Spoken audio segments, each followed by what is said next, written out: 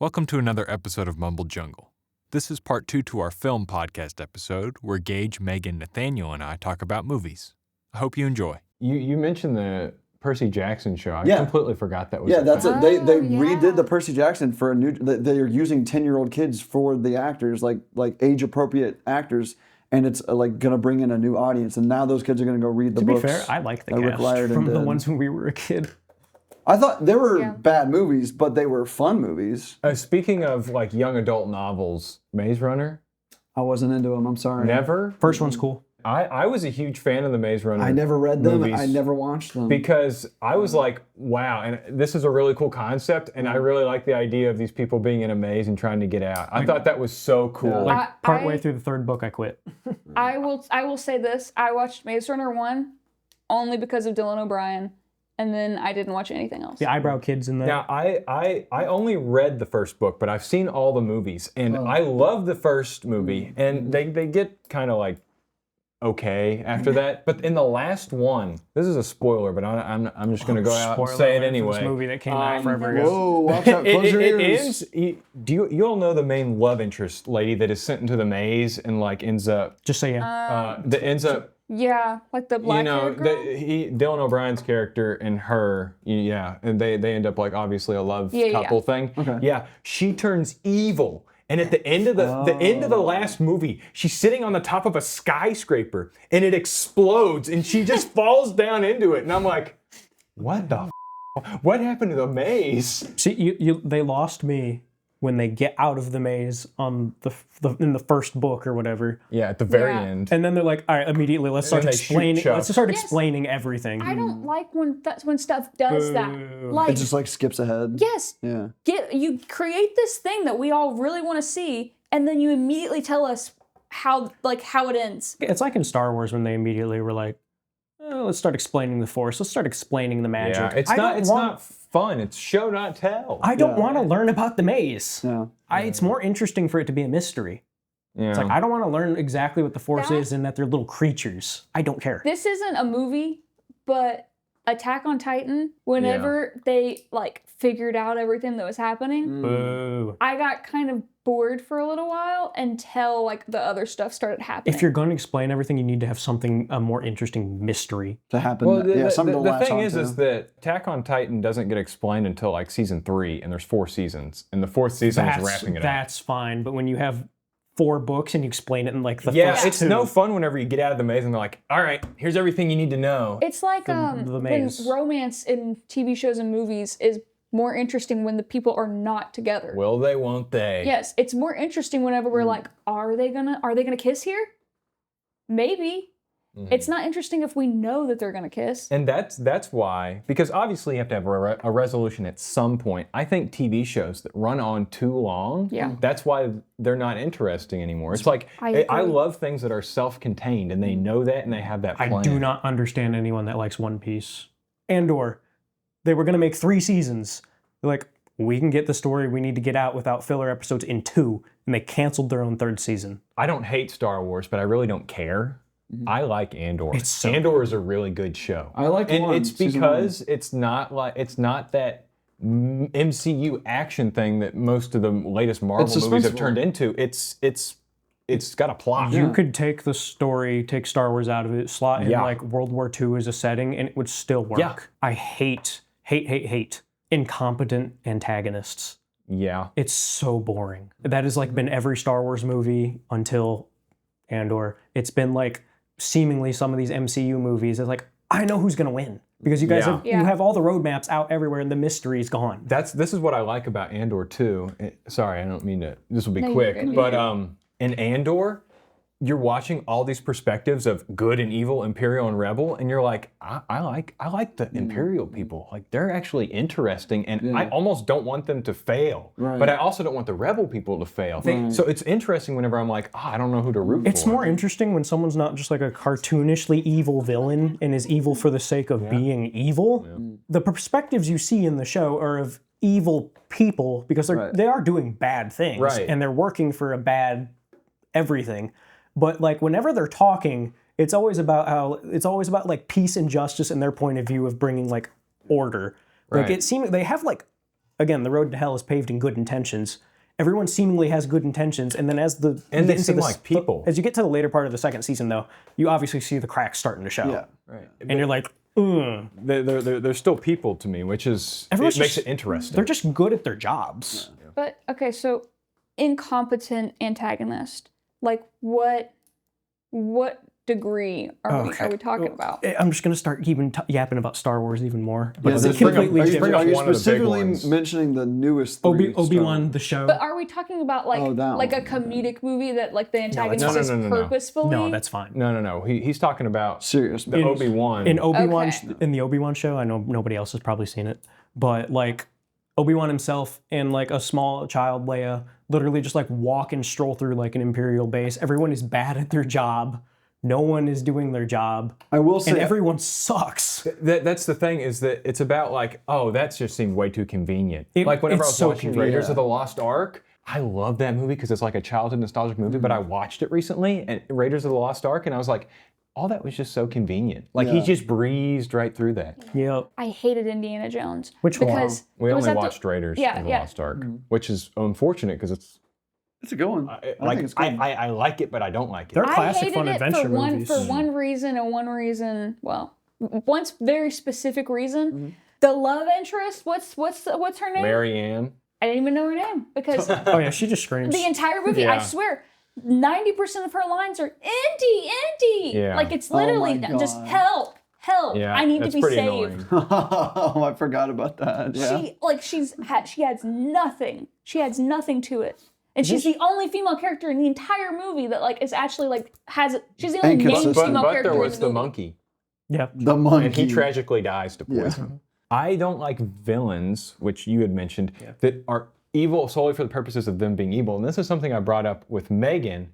I love Harry Potter. Yeah. I think that they're fun argue movies, about and this. I love the Harry Potter movies. But Voldemort, he's such a boring villain because he's Really? evil just for the point of he is being not, and- evil. No, Okay. I agree with Megan. I know what you're about to say. I know what we you're about got to into say. a huge argument over this. But then you partially agreed with me by the I end. partially agree. But Voldemort has a backstory. That's like he has this reason. Tom Marvolo Riddle. That's think- not a name. He was abandoned. That's he not was a name. abandoned. Bullied. Yes, in he an was orphanage. abandoned in an orphanage by his father, who was a Muggle. I don't think that So his Voldemort hatred is for the Muggles. worst Yeah. example of this. I think that the way that backstory was presented to us was so lackluster that I didn't associate that with him, and therefore he seems like he's evil. I I think I- they I could have done a can- I better can see- job I of can handing see us that that. Okay, so- backstory.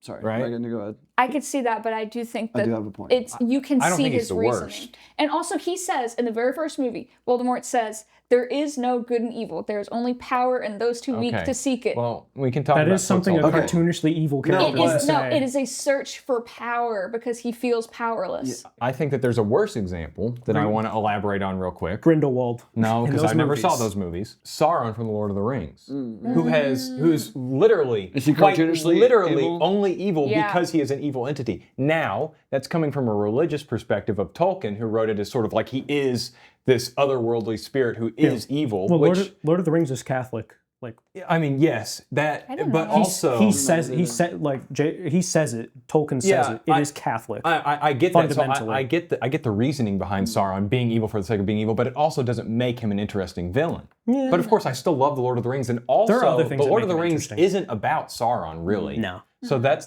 just what I mean. I don't mean to say that a movie is bad because it has an uninteresting villain, but I think that villains can be more interesting whenever they have more nuance to them, like in the Batman with the Riddler or stuff like So that. It is. it's cool though. It is so like hard to figure out how to play someone who is just good and just evil. Yeah, it's boring. It's so boring do you and know it's so who's- hard to figure out how you show that. Do you know who's the more interesting villain in those movies? Because Sauron's not really a big focal Gollum? point. Saruman and Gollum. Yeah. Yeah. Tolkien hated Dune by Yeah. Frank Herbert. Oh, okay. Hates it. Now, don't get me wrong. There's more context to that. He like actually just says it's just like it's not for him, and he just like do disagrees remember with hearing like the viewpoint. But he still says it's like he said it was a good book. Tolkien goes and he writes about like 100% good versus evil. There's like there's no gray.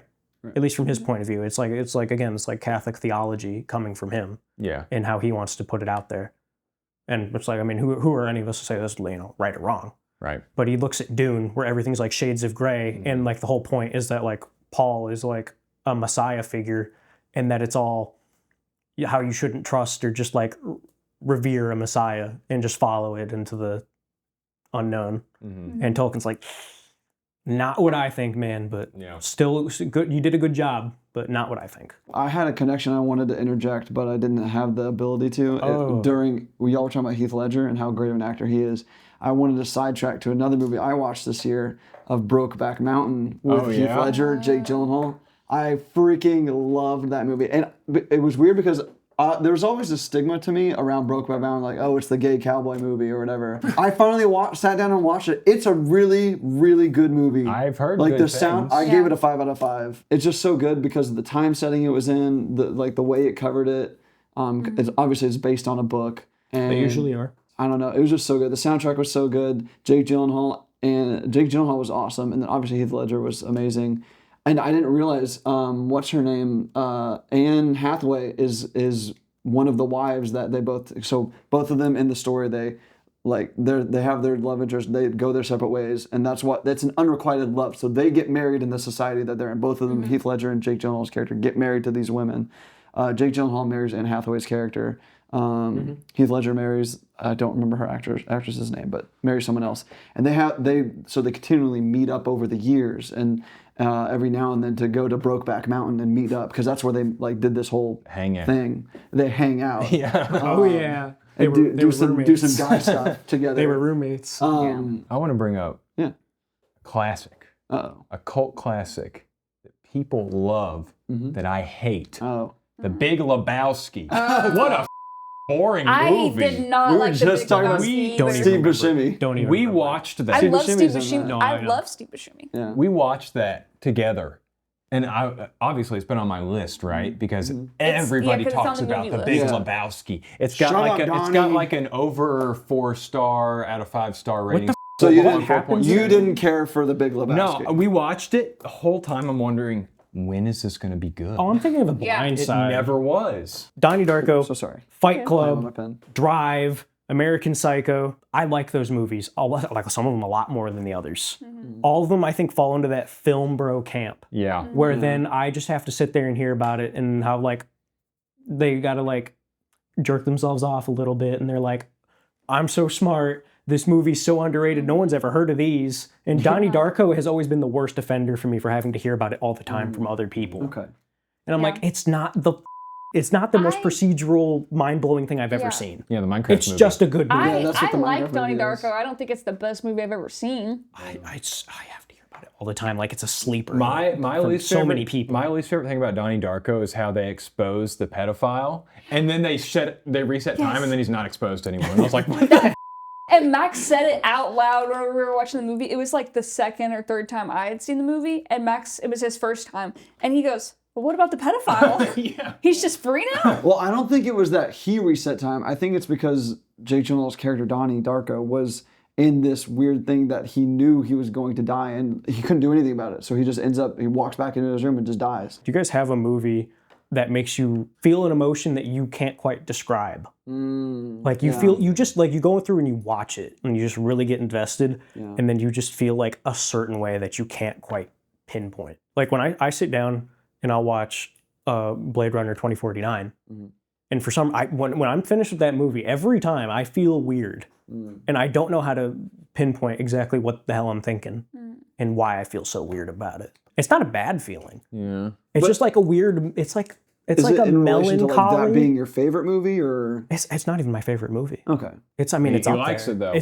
I think it's really We good. have to mention that it's It's just movie that you like. It's like a weird feeling of melancholy, but and then, the futility of life, and then but there's also some happiness mixed in. It makes me feel all sorts of weird emotions all together in that pot. I don't know. I don't have any specific movies where I can't describe a feeling. I know that at the end of The Dark Knight and The Dark Knight Rises, I'm always Justice. I'm always I cry at the end of The Dark Knight and The Dark Knight Rises every time, just because, I don't know, it's some very I like the feeling of somebody sacrificing for such a greater cause, and how he does that in The Dark Knight at the end. Whenever he takes all the blame on himself to then allow the instead of it being on Harvey Dent, and then he goes off and he has to go in hiding, and then at the end of the Dark Knight Rises, whenever he almost, of course, there's the switch where it's. Spoilers, the autopilot that takes the bomb out, but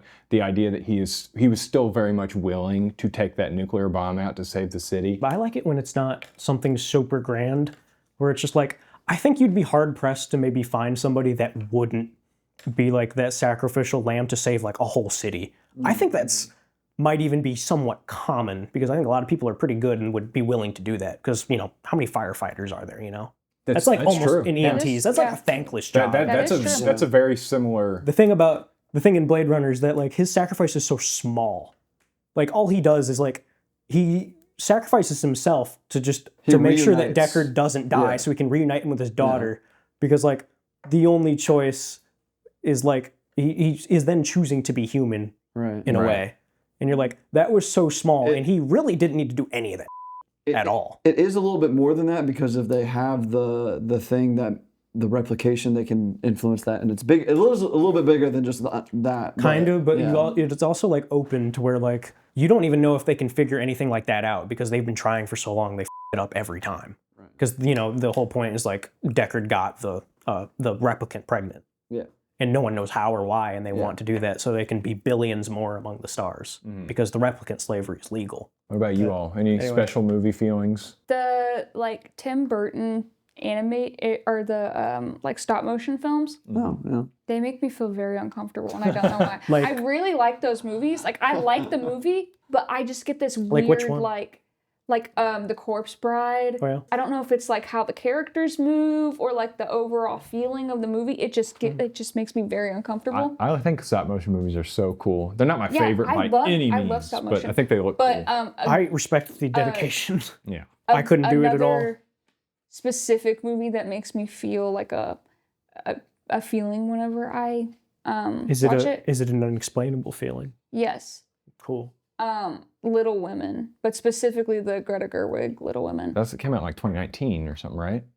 Yeah. I think so. Pseudo recently. Yeah. I saw Little Women on one of those lists of like top whatever. I don't know if it was the recent one though. It makes me cry every time, but I also feel like hopeful. I guess it's because like as a woman, it like shows how far like women have come to like. In the movie where they're talking about like I can't go get a job, like I can't do that. I have to rely on getting a husband. What year is that? Little Women. Little Women. I have no idea. 100 years ago at least. It's like 18 something probably. Yeah. But it might be earlier. Wasn't not colonial? No, it was not colonial. Okay, I'm just confused. Think so. It makes me cry because it's a sad movie. I get stuff like that, like in Pride and Prejudice and Little House on the Prairie, all kind of confused. Time wise. Yeah. Yeah. What about you? I mean, I've got like a couple movies that from like my childhood that I love to always rewatch because it either makes me feel good or Brokeback Mountain. No, I mean I felt good. I felt feelings I was watching Brokeback Mountain I bet so you much felt as a kid. I mean, I felt a lot of feelings with Brokeback Mountain, but that's not one from your childhood. No, though, I'm talking about like Disney movies, like the animated ones, like the less popular ones, like Treasure Planet and Atlantis. I love those two. Those always make me. Atlantis specifically makes me feel really good, but then Treasure Planet, I get like some feel good feelings, but also like feelings of like being a young man and like I don't know. I feel for some reason I feel a lot of like connection with Jim's character in that movie. I don't know why. I love it a lot. Is it like the pressure to go out and do and make something? I guess, yeah. But because also because there is no safety net. Yeah. Like you're you. Yeah, because that's a lot of his characters. Like like the whole like the big song from that is Jim's song, and it's like about his go out, do something, be somebody. Yeah, and also like his struggles with like he didn't have. I grew up with a dad, first of all, but his dad left him in the movie. And I don't know why, but that one I really felt that. So like I don't know why I connected with that a lot. Calling your dad. I have my dad. I'm calling your dad. No, I love my dad, but yeah, I have a really good relationship with my dad, but I really connected with this with the fact that God, you didn't have that. but it's like, I've never but seen it's, this movie and now I'm thinking, should I watch it? It's Church Planet's a really good movie. They're the ones Disney sabotaged because they were going to like 3D animation. There's something to be said for like just 2D animation though. Yeah, For sure. I do love that 90s, early 2000s style of 2D animation. Nowadays, it's just like 3D computer generated. The industry's terrible. Crunch time, whip them like you need your CG done.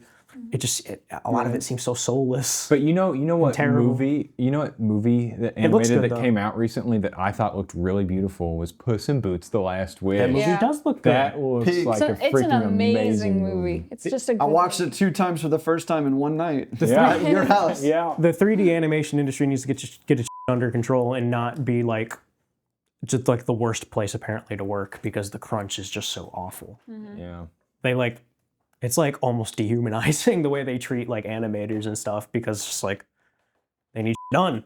Yeah, we need to quit living in such a output focused stage and worry about quality. Well, it's all about The Marvel movies aren't doing it any favors either because they're just like, just do it in post. Just do it in post. Everything post. Mm-hmm. And then the workload adds up and they're like, you need this done by this point.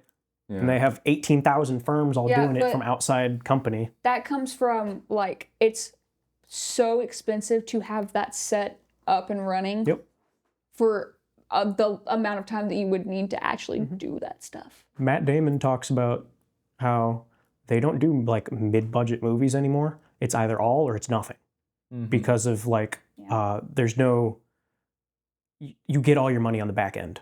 Like there's no DVD sales, no nothing. Yeah, and it's not guaranteed either. Yep, You're really betting on it, which they don't want to bet on a $20 million movie.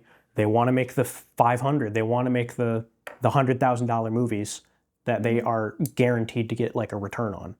Yeah, I've worked on film sets, right? On those low budget independent films, you're filming like 10, 20 scenes a day.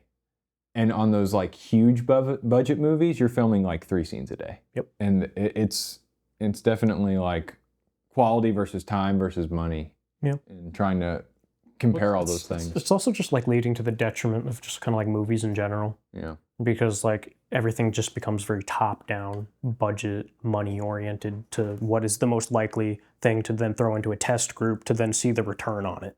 And again, that's where the Minecraft movie comes from, and it worked. Yeah, I mean, that movie they sucks, made the money. basically. The Mario movie was good. That movie, I think, has a little more less just top down passion from it. But the Minecraft movie is just like, it's just all corporate, like, what is going to make money? It did feel it's different. what is going to make the money here. I'm sure they had however many scripts in that were just like different, you know, more like director vision wise or anything like that. But they made the movie that was going to make money. How is it that hard to make a bad video game movie? Like, a video game is quite literally a movie. Yeah. Like, it's a moving picture with a story, and a lot of them are pretty beloved. So I don't know how you fumble going from something that everybody's like, I love this, and turn it into something terrible. It's meddling in people trying to put like their spin and mark on it. Yeah. Like you see something like Halo. I don't think there's anything wrong with somebody's spin, because to do something one-to-one is pretty bad. That's where the Dune movies come from, is Denis puts his spin, his own director's touch on the Dune franchise and makes the movies. But you get the Halo, where they take beloved story of Halo and they make a weird like CW drama out of it, and it's no one liked it. I think that whenever you're transporting media, whether that be from book or game or whatever, there are some... you need to put your certain spin on it, but there are certain rules that you need to keep from the original thing to move over core into aspects it. That make up core the aspects that people identify with, and people identify those characters in that story with, that you cannot take away, or else it will not be received well. It's like the nerds that get all up in arms about like going from comic books to, you know, because Marvel movies are the biggest thing right now, and they always will be. They go from comic books to the movies, and then people get up in arms about like, that wasn't how it was like in the comics. Like half the time, more than half the time, it's way better. Like everything with like Thanos, like who the hell knew what Thanos was? Like a bunch of nerds. He was trying to get Death's loving approval because he was infatuated with Death. Yeah, not as interesting. But then you get something like Daredevil. And they go and make like the one that no one likes, the Netflix Daredevil movie. Nothing in that was there's like a TV show. There's TV show that I think the TV show, the first TV show I think is good. The movie sucks, and then the second TV show that they just made is like mid or something. I don't know. Yeah.